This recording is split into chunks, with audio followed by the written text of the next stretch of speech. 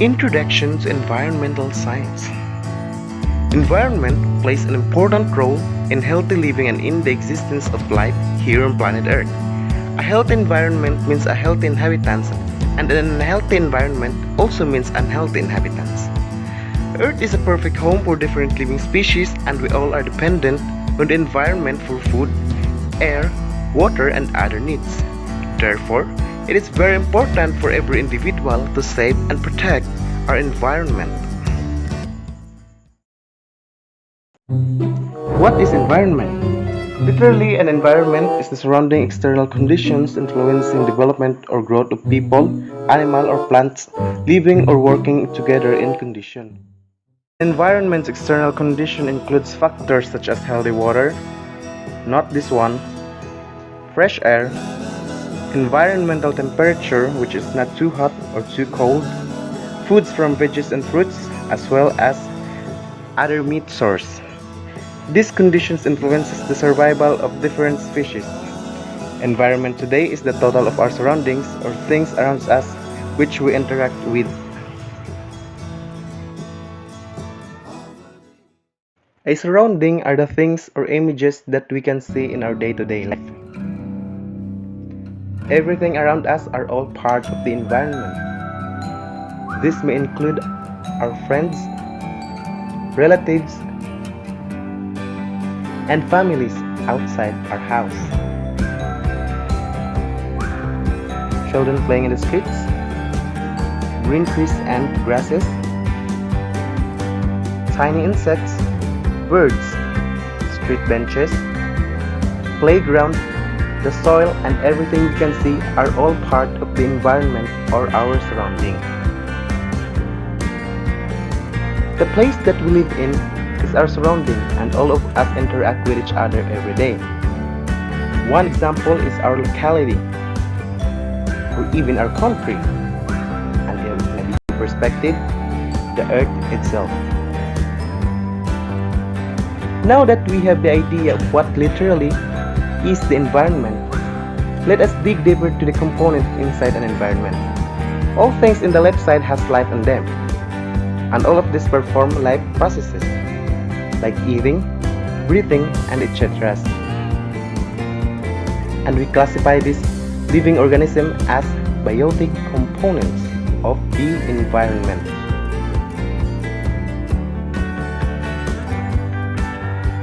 On the right side are the list of things that we also interact every day. The difference is that they don't have life in them. They doesn't undergo life processes. In short, they are non-living things which are classified as abiotic components of the environment.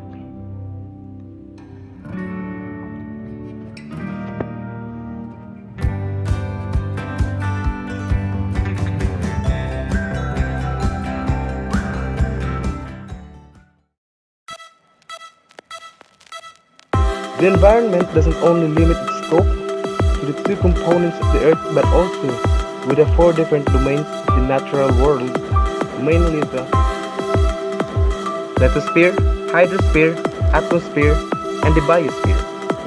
Lithosphere, from the Greek word lithos, which means rock, is the solid portion of the earth with two main divisions, which are the large land masses or the continents and the huge water bodies or the water basins.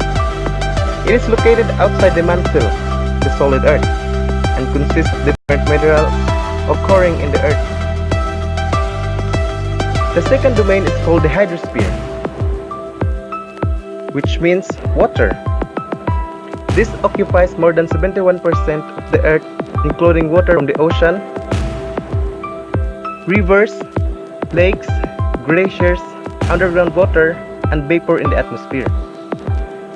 The ocean is the major portion of the hydrosphere and is categorized into four different divisions from the Pacific Ocean, Atlantic Ocean, Indian Ocean, and the Arctic Ocean. The third domain is called the atmosphere, from its root atmos, which means vapor. Our world is surrounded with layers of gas called the atmosphere. This domain provides the air that we breathe and protects us from the harmful rays of sun. The atmosphere is further divided into different layers. mainly the troposphere, stratosphere, mesosphere, thermosphere, and the exosphere. It is also composed of about 28% of nitrogen, 21% of oxygen, and 1% of other gases. The final domain is called the biosphere, from the root bio, which means life. This contains all the life forms of the earth from the three domains, either from land, water, or in the air. The domain is broadly divided into plant kingdom and the animal kingdom.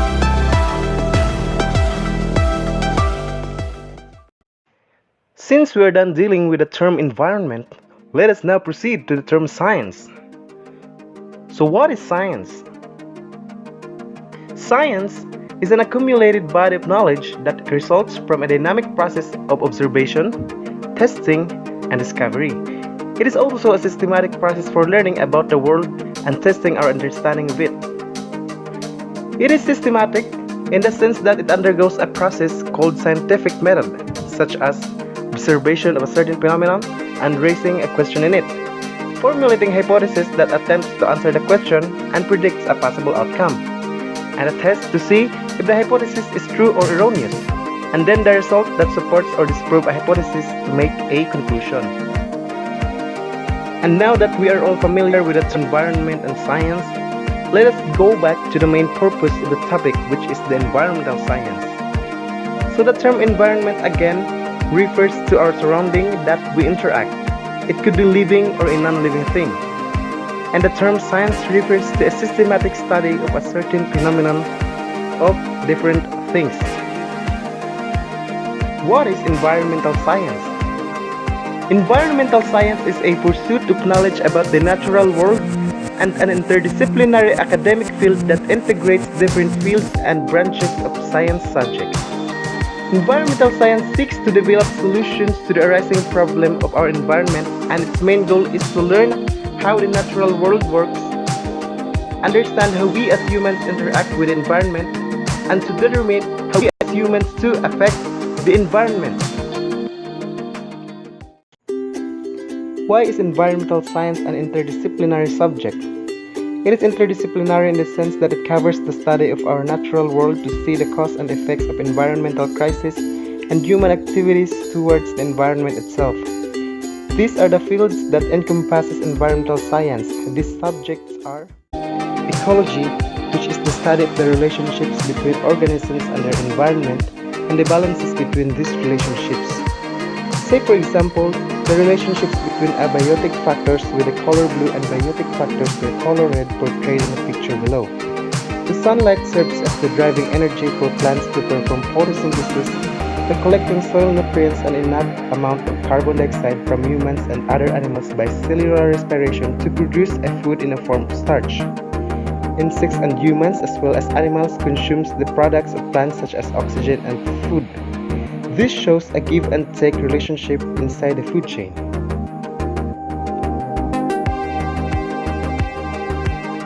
Biology is the study of all life forms. It could be in plants or the botany, in animals or zoology, and microorganisms or the microbiology. Physics, the study of matters and its motion, space-time, energy.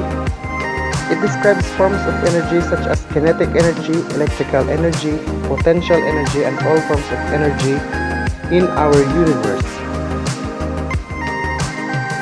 Chemistry is the study of structure, function, and properties of an atom, and as well as the change that it undergoes. Geology, the study of solid Earth's inner form and its composition and the changes or process it undergoes. The study caters all of the Earth's activities like the formation of continents and islands, earthquakes, volcanoes, and activities inside the Earth. Geography is the study of the distribution and interaction of physical and human features on Earth. In other words, it is the study of where people, places, and things located and how they relate to one another.